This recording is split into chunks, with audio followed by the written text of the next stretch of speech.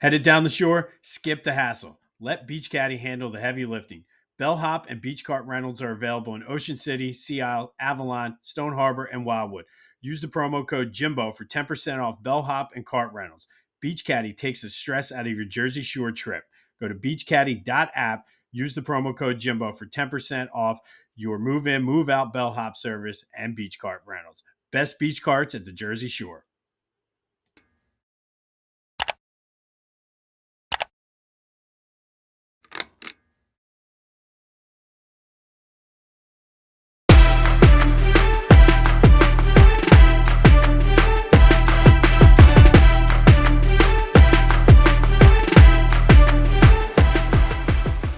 What's up, everyone? Welcome to this day in Philly sports history for July 15th, 2025. I'm your host, Jim Montgomery. Welcome to a Tuesday edition of the podcast. Before we get into Tuesday's motivation / positivity, just a reminder, Beach Caddy, that promo code Jimbo will give you 15% off for the rest of the summer. So make sure you're letting them take the stress out of your Jersey Shore vacation. All right. So Tuesday Motivation Positivity is brought to you by Clash and Conferences Podcast. Go to clashandconferences.com to see what they have to offer, how you can get involved with their sports fan network. Lots of good people consistently and constantly growing and looking for new members. So go to clashandconferences.com, join their sports fan network today. All right, this one comes from Arnold Schwarzenegger. I've told you a lot of times I use stuff that he posts on his daily newsletter.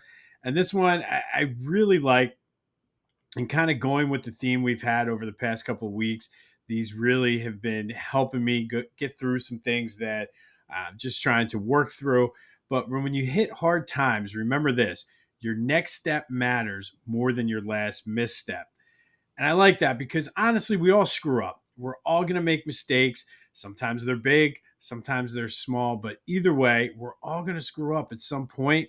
You learn from it and you move on. Don't dwell on what you did. Don't dwell on playing Monday morning quarterback. Yes, understand and know what you did wrong, but learn from it, move on. Don't forget about it or pretend it didn't happen, but use it as a learning experience. Adjust whatever it is you're doing, uh, whether it's in a relationship, at work, you miss a workout, you have a bad cheat day if you're trying to lose weight. Doesn't matter. Learn from it. And again, I'm not saying forget it even happened or pretend like it didn't, but don't dwell on it. See what went wrong, evaluate it, adjust, move on. And it doesn't do anyone any good to continue to dwell on it anyway. Whoever is impacted by it, yourself, make those necessary corrections and get better. Have a growth mindset. Maybe it is you're in the process of a new workout program and you're not necessarily seeing the results or where you want to be. But remember, you're not there yet. Yeah, you might not be there, but use it as maybe you need to adjust, work something else out new, whatever it is. Don't dwell on it. Adjust, learn from it, and move on. And be resilient. Just don't give up because times get tough or because you make a mistake. It happens to all of us. It happens to the best of us. And again, this is a good metaphor for sports as well as life.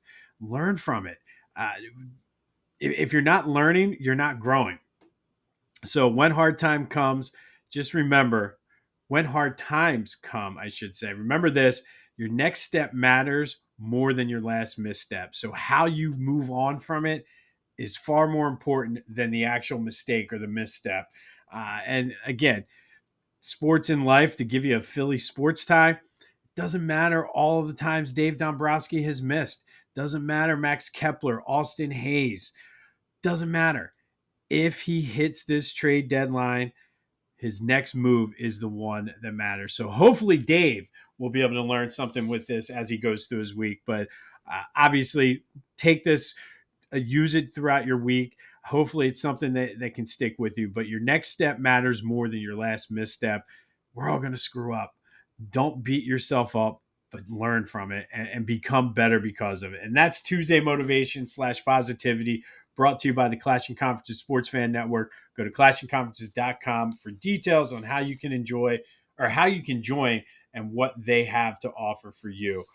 But like I said, I really like this one. It's really helped me get through just some things and know that, you know what, I'm not going to be perfect. I am going to make mistakes. I am going to screw up. It's how you learn from it and move on. That's how growth it gets done, and that's how you become a better person. All right, let's do some housekeeping. Be sure to follow me on social media, Jimbo_Mott on Twitter and TikTok, on Instagram at Philly Jimbo. Subscribe to the YouTube channel, Jimbo_Mott. And remember, continue to spread the word. If you are enjoying this, likely someone in your network will as well. Leave a review, subscribe, all of that other good stuff. It helps the algorithm out as we try to grow this thing. If you are looking for highlights, photos, video clips of what we're talking about today or any day, go to my social media, including Facebook and LinkedIn. They're all available there. Quick programming note: Thursday and Friday's episodes will be shot on location. And if you are a longtime follower, listener, watcher, viewer, you know sometimes the sound gets wonky when I'm at the beach. So just giving you a heads up now. And then don't forget, over the next couple weeks, there might be some tweaks and changes with the presentation as I'm gearing up for the fall, as well as that Eagles pregame show. So stay tuned for that as well. And as I always like to do, make sure everything I give you is correct. Yesterday, we talked about Mike Schmidt hitting his 31st home run before the All-Star break. He was the first Philly to do that. Kyle Schwarber did it this year, and I wasn't sure if anybody else had done it. I did look back. The closest anybody that I could see came in recent times anyway was Ryan Howard in 2006. He had 28 before the All-Star break. So the only Phillies that I could find that had 30 home runs or more prior to the All-Star break: Kyle Schwarber and Mike Schmidt. All right, sticking with the Phillies theme here. All-Star game is tonight. Kyle Schwarber is the only representative, and I don't know. It's the All-Star game seems to have lost its luster somewhat for me, and I don't know if it's because players are opting out. For me, I think as a kid, the All-Star game was always great because it was one of the few times you could see National League players playing against American League. But with the advent of the interleague play, it's kind of one of those things now where you do get to see these guys regularly. And even for some of the younger kids out there and younger listeners, you guys know, I mean, you can watch any game you want, anytime you want, whatever. Before, it was, you had like the Sunday night ESPN game, you had maybe a game on NBC or Fox, but it's really, you only saw the Phillies if you lived in this area, and now you're able to see it. So I do think some of the luster is off of it, but it's always a cool thing. Takes me back to when I was a kid, being able to see all the big time players all in one place.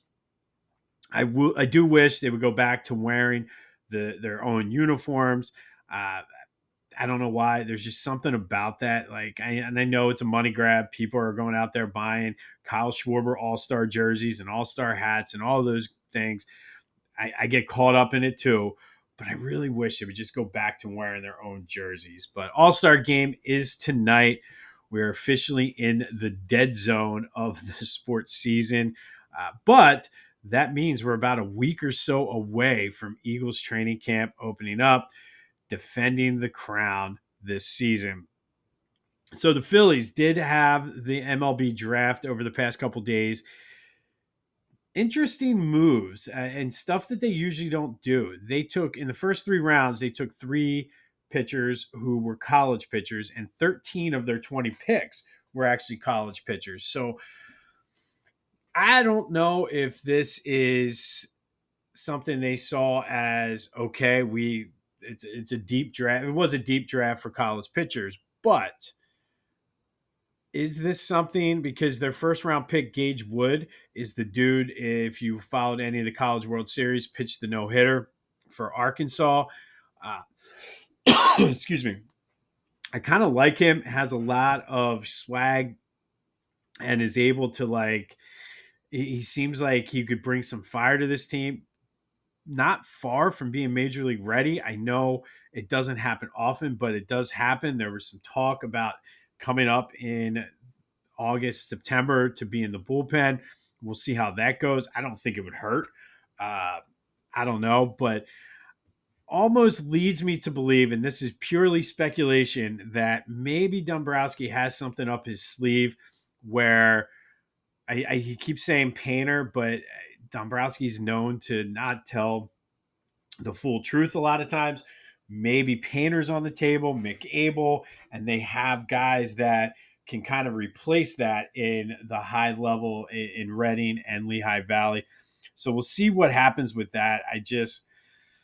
I don't know. It was just interesting because it's out of the norm for the Phillies, and to have 13 college pitchers drafted out of 20 rounds, they're definitely, like I said, leads me to believe. I don't think many of them, if any, could make an impact this year. But if you are going all in at the trade deadline, which I fully support and feel like the Phillies should do, I think I said at the beginning of the year, this is a do or die year. So you can't really leave any stone unturned. They have a lot of pitchers ready to jump up into the high level minors. So we'll see what happens. It could just be the way the draft fell too. So who knows?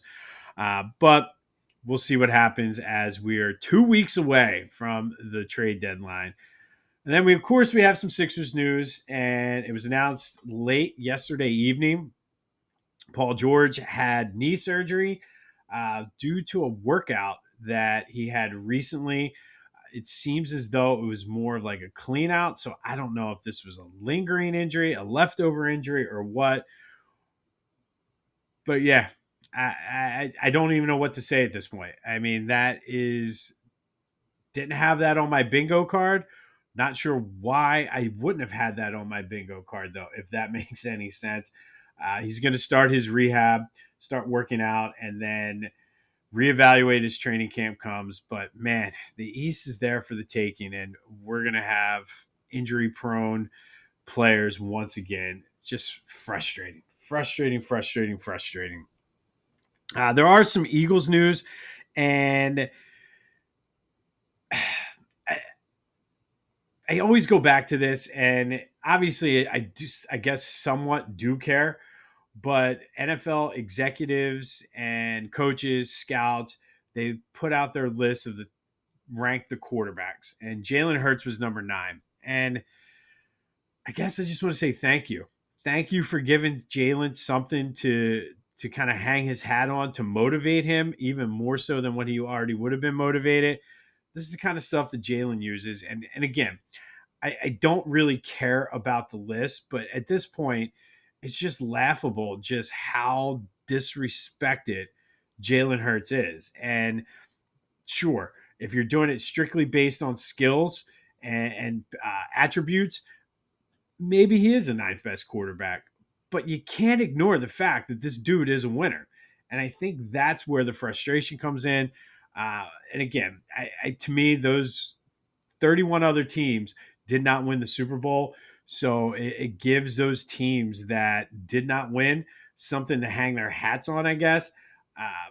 But to me, I have a Super Bowl championship, and to me, that's all that matters. And you can rank Jalen 32 if you want, as long as the guy keeps winning and makes the playoffs and puts us in a position to win another title. Sure, rank him wherever you want, but it's again, we're in the dead zone, so there's plenty of time to talk about this because there's nothing else going on. But I just wanted to mention that because it's getting to the point where it's absolutely ridiculous. All right, that leads us to yesterday's trivia question. Mike Schmidt is currently number 16 on the all-time home run list with 548. And I asked you, who are the two former teammates that he is sandwiched between? At number 15, it's Manny Ramirez with 555 home runs, and David Ortiz is number 17 with 541. Ironically enough, both of them are 8 away from Mike Schmidt, or 7 away from Mike Schmidt. So he literally is sandwiched in between them. But thank you for everybody who uh, participated and gave their answers to everything for that. But Manny Ramirez at 15, David Ortiz at 17, Mike Schmidt in the middle at 16. Want to show off your Philly pride without saying a word? Philly Goat has you covered. From tees, hoodies, shoes, and hats, their gear screams Philly louder than an Eagles fan at the vet. Whether you're tailgating in South Philly or trying to flex down the Jersey Shore, do it in style. Hit up phillygoat.com, use the promo code Jim Montgomery, and get 10% off your order. Philly Goat, because being Philly ain't a choice, it's a way of life. Go Birds! All right, July 15th. We got a little bit of a mixed bag today. And we're going to go back first to 1991. And on this day in 1991, Sandra Ortiz-Del Valle, she became the first female referee of a pro basketball game. She reffed the USBL game between the Philadelphia Spirit and the New Haven Skyhawks. The Philadelphia Spirit won 110 to 104. The game was played at Holy Family College, now Holy Family University up in the Northeast. But Sandra obviously became the first female referee in a pro basketball game, but still was passed over by the NBA. She actually went, and it was a long, drawn out process, but she successfully sued the NBA for discrimination and was awarded like $7 million, $8 million, somewhere in that range for being discriminated against for being a female. But this lawsuit and her refereeing this game on this day in 1991 paved the way for female referees to eventually be in the NBA and be currently in the NBA. Back to the Philadelphia Spirit, though. We did a couple months ago, we did Forgotten Teams. We did not do the Spirit, but the Spirit won the USBL title in 1991. It was a short-lived couple years they were around, but the Philadelphia Spirit were the champions. Sandra Ortiz-Del Valle, she became the first female referee on this day up at Holy Family as she reffed the game between the Philadelphia Spirit and the New Haven Skyhawks. Also on this day in 1991, it was the end of an era. Mike Quick, yes, kids, Mike Quick used to be a player before he was the color analyst for the Eagles radio broadcast.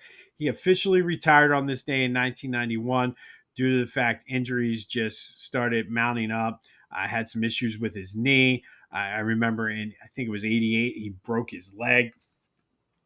Just injury plagued at the end of his career. But Mike was one hell of a receiver in his day, played 9 years with the Eagles, 363 catches, almost 6,500 yards, 61 touchdowns. He was a five-time Pro Bowler, two-time All-Pro.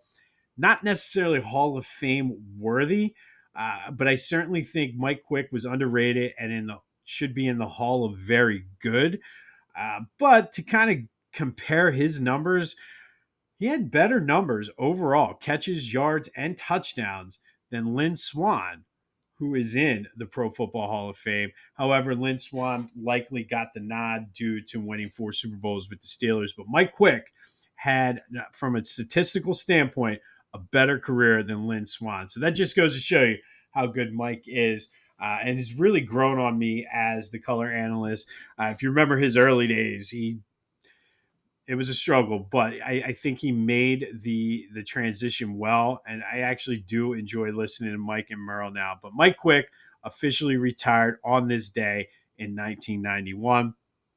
And then kind of a dubious distinction for the Phillies on this day in 2007. They lost to the Cardinals 10-2. It was their 10,000th loss in franchise history. They were the first team to lose 10,000. Now 9 others since then have joined them.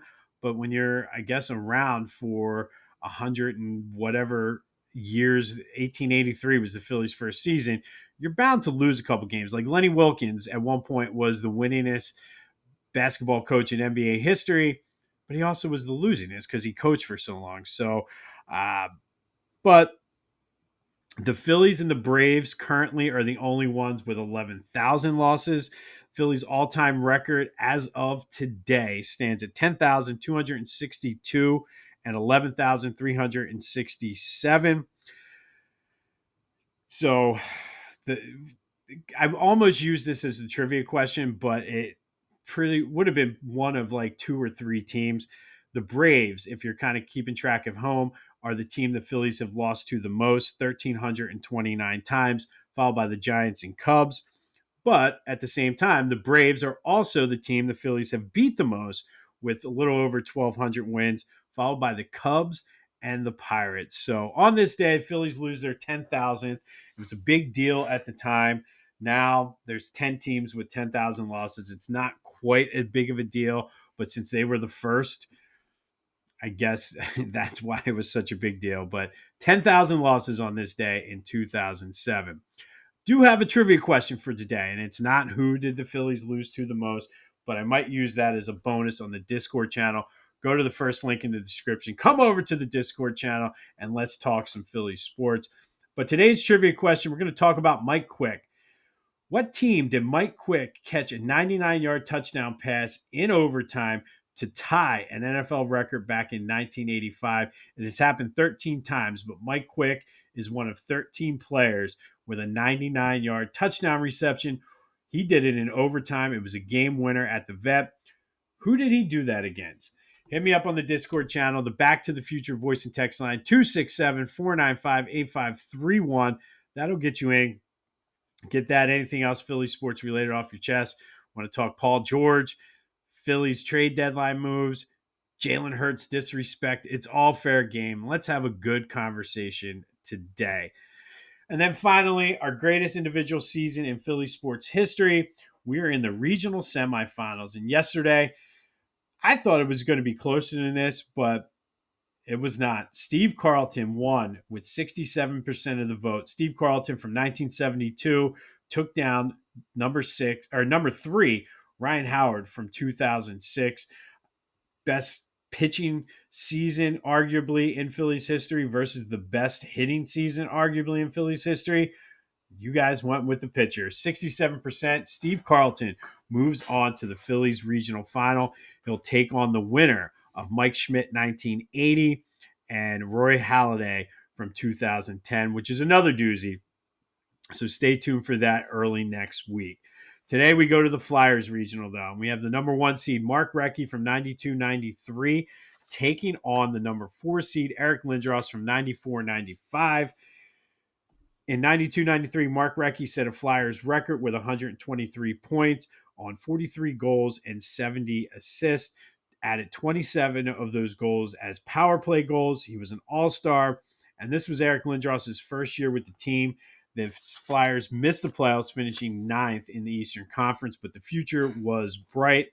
Meanwhile, Eric Lindros in 94-95, that was a lockout-shortened season. He was all NHL. There was no All-Star game that year due to the lockout, but would have been an All-Star. He won the Hart and the Pearson Trophy, scoring 70 points in 46 games, 29 goals, 41 assists, had a plus-minus of 27 in 46 games, which is still pretty impressive by today's standards. 7 power play goals. Flyers won the Atlantic Division, got the number 2 seed in the East before losing to the Devils in the Eastern Conference Finals 4-2. But again, the future was bright for the Flyers. Now it's your turn. Whose season was better? Mark Recchi in 92-93, Eric Lindros in 94-95. Get your vote in on my social media, the Back to the Future voice and text line, or the Discord channel. First link in the description. Be sure to subscribe, comment, leave a review on wherever you're listening or watching this. All of those little things help. Let's grow this thing and outsmart the algorithm. And then don't forget to check out our friends at Lotwin. Go to lotwin.com for your 3D custom hype chains. Great fantasy football season is coming up, which reminds me, I got to get my draft set, and we got to decide if we're expanding or not, too. So that's just my own thing. But go to lotwin.com, use the promo code TCCPOD for 10% off your order, and get your 3D custom hype chains from lotwin.com. On this day in 2007, Phillies suffered their 10,000th loss in franchise history, becoming the first team to ever hit that milestone. They're currently one of 2 teams with 11,000 losses, joining the Braves. Also on this day in 1991, Mike Quick officially hung up his cleats, calling it a career due to nagging injuries and not just being able to stay healthy. But during his time, he was one hell of a receiver. And then excuse me, Sandra Ortiz-Del Valle, she became the first female pro basketball referee when she reffed a game in the USBL between the Philadelphia Spirit and the New Haven Skyhawks, paving the way. She successfully sued the NBA for discrimination and opened the doors and allowed women to be able to be professional refs in the NBA. We'll have more on what Kyle Schwarber does in the All-Star game tomorrow. Let me know your thoughts on this Jalen thing. And again, it's all over the place. I frankly don't care as long as he keeps winning. I think these lists and rankings are for people that their teams are losers and didn't win the Super Bowl. So as long as we're going to Super Bowl parades down Broad Street, I don't care where you rank any of them. But we'll have more as training camp opens on the Eagles, though. So stay tuned for that. Paul George, knee injury. In other shocking news, water is wet. Uh, but anyway, I digress. Tuesday, motivation, positivity. When you hit hard times, remember your next step is more important than your last misstep. Don't dwell on the past, learn from it, and be better. And go seize the week. Take that and use it as your guide as you go through your weeks. This has been This Day in Philly Sports History for July 15th, 2025. My name is Jim Montgomery. Go have yourselves a Tuesday. And until next time, I'll see you when I see you.